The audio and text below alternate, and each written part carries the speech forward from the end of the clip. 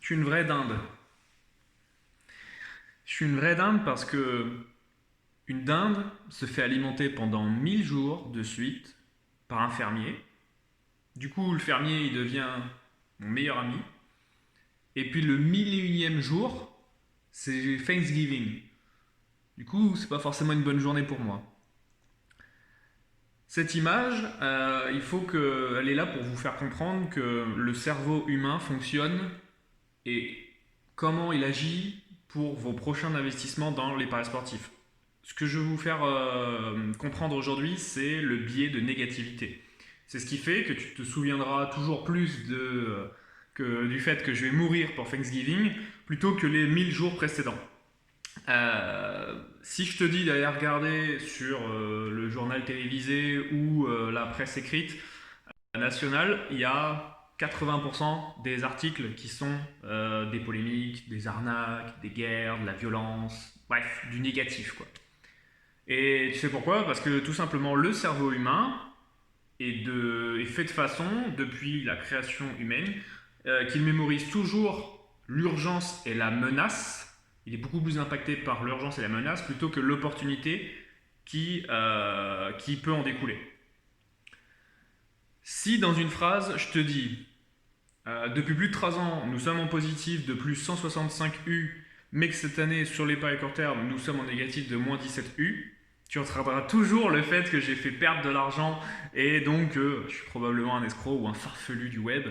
Euh, les paris sportifs sont une véritable source d'adrénaline et de dépaysement personnel pour certains d'entre vous. Du coup, lorsque tu n'as pas de recul sur la situation, admettons, on va dire que voilà, tu m'envoies, tu trouves que c'est intéressant, tu me sélectionnes dans ta liste de tipsters, tu suis mes paris perdants, et puis bah, tu peux devenir du coup très énervé, tu peux m'insulter, et je peux devenir ton pire ennemi. Et je suis le pire tipster que de la planète a pu créer. Quand on n'a pas de recul sur la situation, on prend le contexte comme un mur qu'on ne peut pas franchir.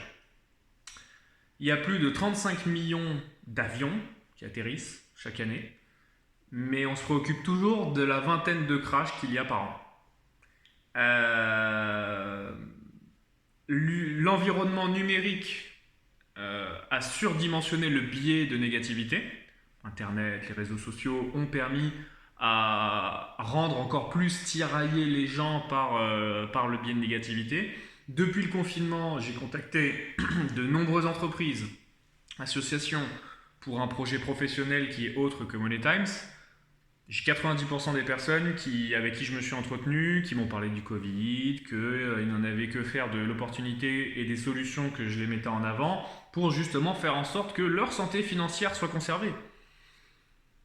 Pourtant, les 10% restants m'ont indiqué qu'ils étaient très intéressés par les propos que je leur avançais, par les prestations que je leur faisais valoir, que la période n'était qu'un moindre mal pour se mettre au travail et s'ouvrir à de nouveaux horizons, et que l'opportunité était trop lucrative pour ne pas s'y pencher quelques minutes de leur temps. Et ce sont, on va dire, aussi les médias, les réseaux sociaux qui ont fait que la plupart d'entre nous réagissent généralement de façon réfractaire à une opportunité parce que la menace est toujours plus importante qu'une opportunité.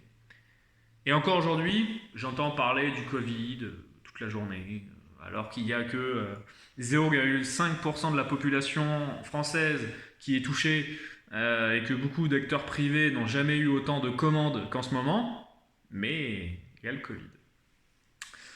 Donc revenons à nos parieurs. Lorsque tu cherches un tipster, ne te concentre pas sur la valeur perçue du tipster, mais sur la valeur objective de celui-ci. Il faut que ton aspect soit purement rationnel. Et la valeur objective, elle se détermine sur plusieurs points. Ça peut être quel est le temps que j'ai à consacrer dans ma vie pour les paris sportifs, quels moyens j'ai envie de mettre en œuvre pour atteindre mes objectifs de résultat, quelle stratégie et réflexion dois-je avoir pour récolter les fruits que j'ai semés quelques mois et quelques années auparavant.